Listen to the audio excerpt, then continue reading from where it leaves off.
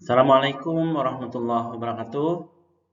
Selamat berjumpa lagi pada perkuliahan produksi bersih. Mudah-mudahan kita semuanya dalam keadaan sehat walafiat dan bisa belajar berdiskusi terkait dengan topik yang akan saya sampaikan. Bapak Ibu sekalian, pada kesempatan kali ini kita akan melanjutkan materi sebelumnya. Dan kali ini tema yang akan saya sampaikan adalah tentang teknik produksi bersih. Bapak Ibu sekalian, dalam materi kali ini beberapa poin yang akan kita bicarakan antara lain definisi produksi bersih, strategi produksi bersih, teknik produksi bersih, penerapan teknologi bersih, good housekeeping atau tata kelola yang baik, dan chemical management atau pengelolaan bahan kimia. Yang semuanya ini berkaitan dengan bagaimana kita menerapkan produksi bersih di suatu industri. Bapak Ibu sekalian, yang pertama adalah terkait dengan definisi produksi bersih. Dalam bahasa Inggris itu sering disebut dengan cleaner production atau produksi yang lebih bersih. Yang pertama kita mau melihat definisi yang diberikan oleh United Nations Environmental Program. Ini adalah organisasi di bawah Perserikatan Bangsa-Bangsa yang khusus berfokus kerja pada program lingkungan. Produksi bersih adalah strategi pencegahan dampak lingkungan yang diterapkan secara terus-menerus pada proses produksi dan jasa untuk meningkatkan efisiensi secara keseluruhan dan mengurangi risiko terhadap manusia dan lingkungan. Jadi kalau kita lihat kata kuncinya, yang pertama, produksi bersih itu harus terpadu. Jadi tidak bisa satu bagian saja yang melaksanakan, tapi semua bagian yang ada di industri harus mendukung penerapan produksi bersih di industri. Kalau bagian lingkungan saja umpamanya yang fokus tentang produksi bersih, tapi bagian produksi, bagian limbah, bagian administrasi tidak ingin menerapkan itu, maka penerapan produksi bersih akan gagal. Yang kedua adalah diterapkan secara terus-menerus, artinya berkelanjutan setiap saat diterapkan, tidak hanya pada saat ada inspeksi lingkungan umpamanya, tapi diterapkan secara terus-menerus menjadi bagian proses bisnis perusahaan. Kemudian, Bapak Ibu sekalian, kalau berbicara tentang produksi bersih itu ada dua aspek yang selalu diperhatikan. Yang pertama adalah efisiensi. Efisiensi itu berkaitan dengan ekonomi. Bagaimana menggunakan sumber daya secara efisien, hemat, tapi menghasilkan yang maksimal. Itu efisiensi.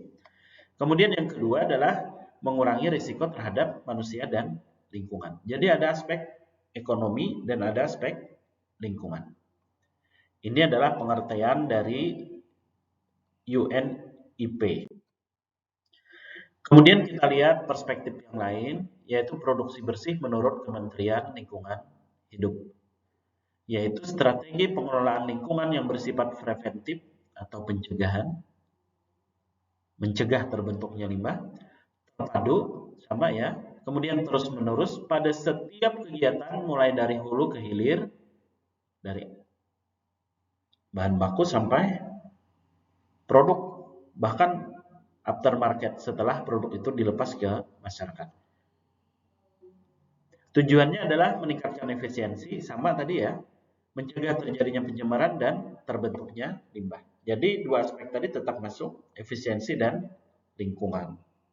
Jadi mirip-mirip sebenarnya pengertian dari organisasi dunia tadi dan organisasi Kementerian Lingkungan Hidup.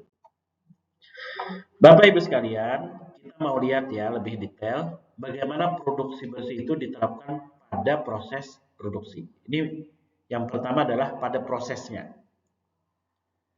Yang pertama, meningkatkan efisiensi pemakaian bahan baku dan energi. Bagaimana berhemat bahan baku dan energi. Keran air umpamanya, kalau sudah penuh, agar dimatikan.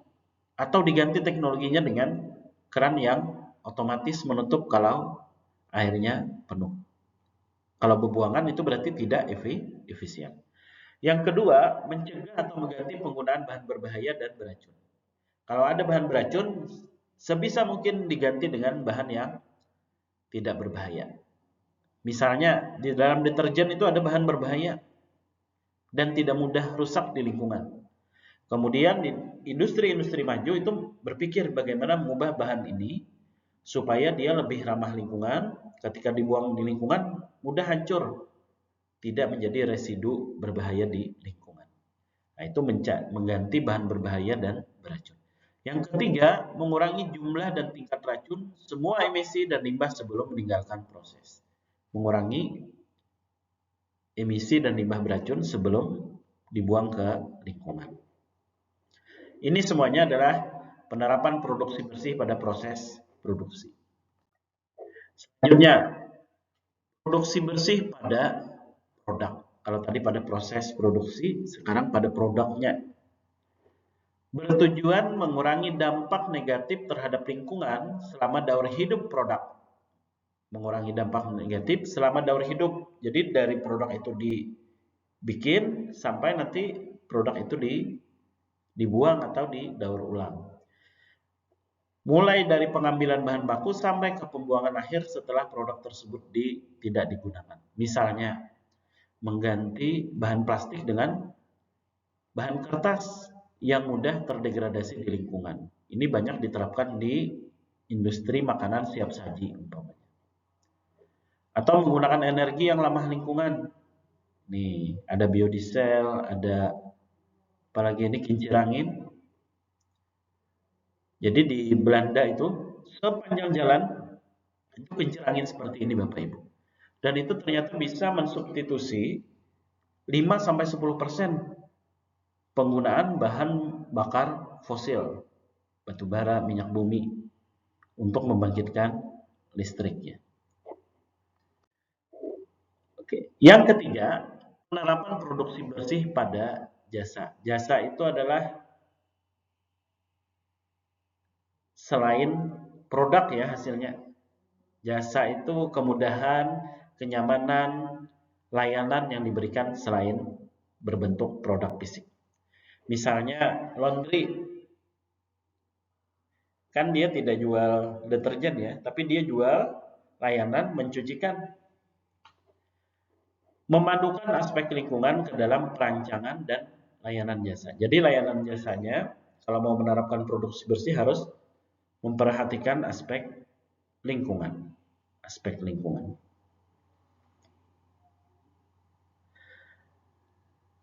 Misalnya juga adalah, nah ini, rancang bangun. Salah satunya adalah rancang bangun bandara. Ini salah satunya ada di Indonesia, ini di Singapura, ini di Indonesia di Banyuwangi. Bandaranya itu dibangun dengan sistem yang ramah lingkungan, hemat energi dan ramah lingkungan. Jadi ini penerapan pada jasa. Bapak Ibu sekalian, untuk prinsip-prinsip strategi produksi bersih, yang pertama prinsip dari UNEP, ini Badan Dunia tadi ya. 1E, 4, ini singkatan, kepanjangannya adalah elimination, reduce, reuse, recycle, dan recovery atau reclaim. Sedangkan untuk Kementerian Lingkungan Hidup, 5R, rating, reuse, reduction, recovery, dan recycle. Jadi bedanya hanya di awal ini. Kalau ini menggunakan rating itu maksudnya membentuk pola pikir. Tapi nanti kita jelaskan lebih lanjut. Sedangkan eliminasi itu menghilangkan limbah.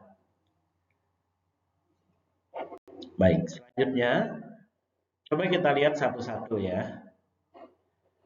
Yang pertama untuk rating. Bahasa Inggris kan berpikir ya.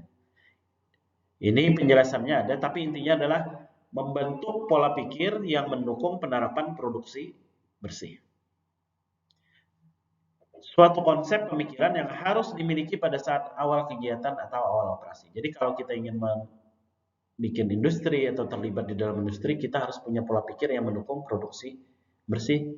Jangan membuang sampah sembarangan, mematikan lampu kalau itu tidak digunakan, mematikan AC kalau tidak digunakan.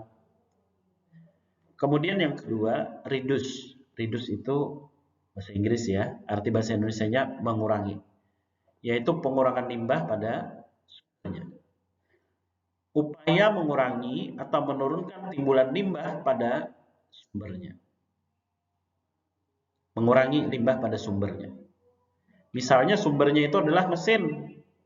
Kenapa masalahnya nih mesin? Oh, masalahnya mesinnya ini tua. Sehingga asap buangannya itu hitam. Berarti kita mengganti mesinnya atau menyervis mesinnya. Itu mengurangi limbah pada sumbernya. Atau di dalam industri tahu itu batu gilingan kedelainya itu tumpul. Sehingga banyak kedelai yang terbuang menjadi limbah. Tidak efisien produksinya. Berarti mengganti batu gilingannya itu supaya limbahnya berkurang. Yang ketiga, reuse. Reuse itu adalah menggunakan kembali. Upaya menggunakan kembali suatu limbah tanpa mengalami perlakuan fisika, kimia, dan biologi. Jadi menggunakan kembali tanpa diolah. Tanpa diolah. Misalnya ada botol, botolnya diambil kemudian digunakan sebagai pot. Itu kan tidak diolah apa-apa ya. Itu namanya reuse. Termasuk dalam konsep produksi bersih. Kemudian yang D, recycle atau daur ulang. Ini mirip dengan reuse, tetapi dilakukan pengolahan sebelum dipakai kembali. Misalnya, upaya memanfaatkan kembali dengan pemrosesan ke proses semula yang dapat dicapai melalui perlakuan fisika, kimia, dan biologi. Nah, Bapak Ibu, misalnya ada limbah plastik, limbahnya dicacah dulu, kemudian dipanaskan, dihancurkan, dibikin biji plastik. Kemudian biji plastik itu yang dibikin alat plastik, bak sampah, gayung, ember, dan lain-lain. Itu berarti recycle karena ada perlakuan. Kemudian yang selanjutnya adalah recovery. Kan 5R tadi ya. R yang terakhir adalah recovery atau ambil ulang. Yaitu upaya memisahkan suatu bahan atau energi dari suatu limbah untuk kemudian dikembalikan ke dalam proses produksi dengan atau tanpa perlakuan fisika, kimia, dan biologi. Berarti mengambil kembali limbah ini kemudian dimasukkan ke dalam proses produksi. Ini contohnya adalah di industri kelapa sawit. Ada biji-biji kelapa sawit itu yang berserakan di pabrik dan tidak masuk ke dalam proses produksi. Itu diambil kemudian dimasukkan kembali ke dalam proses, itu adalah recovery. Kemudian yang F, ini di luar yang 5R ya. Pengolahan limbah yang muncul dalam sistem produksi, kualitas dan kuantitasnya dikendalikan agar tidak melebihi baku mutu yang dipersyaratkan. Baku mutu itu maksudnya apa Bapak Ibu? Baku mutu itu adalah batas standar parameter limbah, kualitas limbah yang diperbolehkan oleh perusahaan maupun oleh aturan di pemerintahan, di Kementerian Lingkungan Hidup misalnya. Umpamanya tidak boleh padatan terlarutnya melebihi sekian part per miliar. Sekian part per miliar. Itu adalah baku mutu. Tidak boleh BOD-nya lebih dari angka sekian. Tidak boleh CN ratio-nya itu di bawah angka 30 atau di atas angka 60. Itu adalah CN ratio. Baku mutu maksudnya ya. Jadi ada aturan-aturan yang harus dipenuhi sebelum limbah itu dibuang ke lingkungan. Yang G, pembuangan limbah. Upaya terakhir yakni membuang limbah yang seharusnya diupayakan aman bagi manusia dan lingkungan. Nah, Bapak Ibu sekalian, ini adalah bagian dari teknologi pengolahan, teknologi penerapan produksi bersih, baik dalam konsep 1E, 4R yang dikeluarkan oleh United Nations Environmental Program, organisasi lingkungan di bawah PBB, atau konsep 5R yang diterapkan oleh Kementerian Lingkungan Hidup ya. Tapi pada prinsipnya sama. Kalau 5R tadi mungkin bisa diingat-ingat. Yang pertama adalah rating, membentuk pola pikir yang mendukung produksi bersih. Kemudian reuse, menggunakan kembali, recycle, daur ulang, recovery apa? Mengambil kembali. Satu lagi apa? Reuse, recycle, recovery, rating, reduce, yaitu mengurangi limbah pada sumbernya. Nah, 5 konsep ini adalah inti dari penerapan produksi bersih. Baik Bapak Ibu sekalian, demikian materi untuk bagian awal teknik pengolahan produksi bersih ini. Kita akan lanjutkan lagi pada video selanjutnya. Terima kasih. Assalamualaikum warahmatullahi wabarakatuh.